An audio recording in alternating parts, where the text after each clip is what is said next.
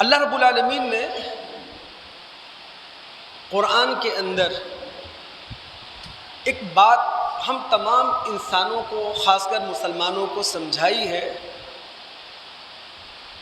کہ دنیا کے اندر جو زندگی ہے یہ معرکہ آدم و ابلیس ہے.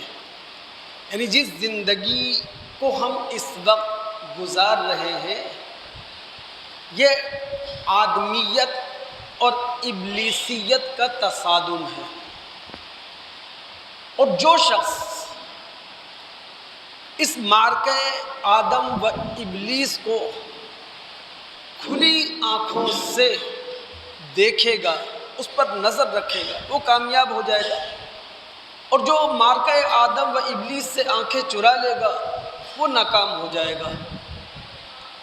اگر سورہ بقرہ کی آیت نمبر 36 کا آپ مطالعہ کریں، رب العالمین فرماتے ہیں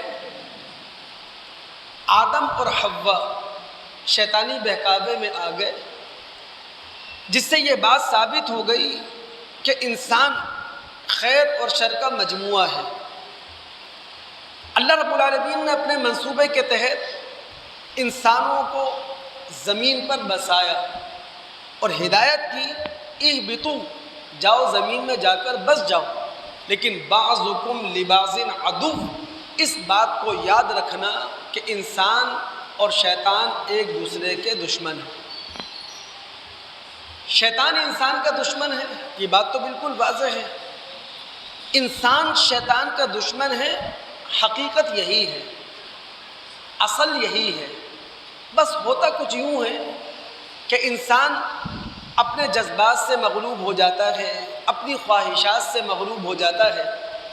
جذبات اور خواہشات سے مغلوب ہو کر انسان شیطان کا ساتھی بن جاتا ہے، ورنہ اپنی حقیقت کے اعتبار سے انسان شیطان کا دشمن ہے. تو موجودہ زندگی جو ہم گزار رہے ہیں، جو سانس ہم لے رہے ہیں، یہ معرکہ آدم و ابلیس ہے. ہمارے نبی صلی اللہ علیہ وسلم نے بھی حدیثوں کے ذریعے اس بات پر متنبہ کیا، ہماری توجہ دلائی. میں ایک روایت آپ کے سامنے رکھوں. مشکات میں باب الوسوسہ ہے، وہاں ترمذی کے حوالے سے روایت ہے. ابن مسعود رضی اللہ تعالیٰ عنہ سے روایت کے راوی ہیں. وہ کہتے ہیں کہ نبی علیہ الصلاۃ والسلام نے فرمایا ان للشیطان لمۃ بابن آدم، ابن آدم پر شیطان کا بھی اثر ہے، وللملک لمہ، اور ابن آدم پر فرشتے کا بھی اثر ہے.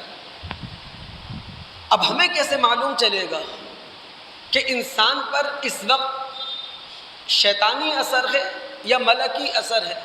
تو نبی علیہ الصلاۃ والسلام نے فرمایا شیطانی اثر کا معلوم اس طرح چلتا ہے ایعاد بالشر و تکذیب بالحق. شیطان جھوٹے وعدے دلاتا ہے،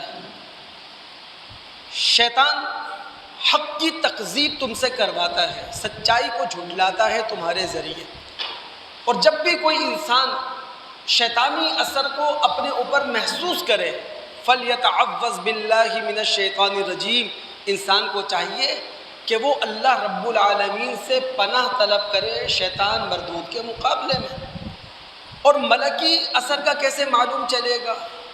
فرشتے کے اثر کا کیسے معلوم چلے گا؟ آپ نے فرمایا ایعاد بالخیر و تصدیق بالحق.